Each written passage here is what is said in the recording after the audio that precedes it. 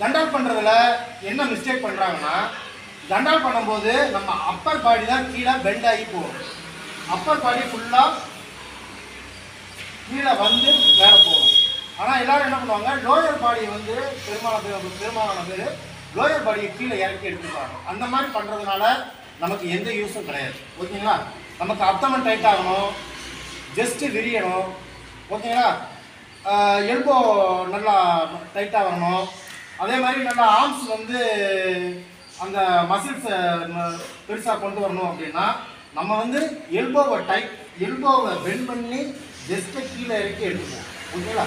Lower பாடியை கீழே இறக்கவே கூடாது. எப்படி பண்ணோம்னா, இப்படி நம்ம ஸ்ட்ரெயிட்டாக பாடியை வச்சுக்கிட்டு இந்த எல்போ இருக்குது பார்த்தீங்களா, இந்த எல்போவெல்லாம் கீழே இறக்கி மேலே கொண்டு போவோம். ஆனால் நிறைய பேர் என்ன பண்ணுறாங்க, இந்த லோயர் பாடியை இப்படி கொண்டு போயிருக்காங்க. இது மாதிரி கீழே இறங்கக்கூடாது. ஓகேங்களா? லோயர் பாடி கீழே இறங்கவே கூடாது. பாடி இது ஸ்ட்ரெயிட்டாக இருக்கும். பாடி ஸ்ட்ரெயிட்டாக இருந்து இந்த எல்போவை வந்து இப்படி பெண்ட் பண்ணி மேலே போகணும். 1 2 3 4 5. ஓகேங்களா? இதுதான் தண்டால் எடுக்கிற முறை.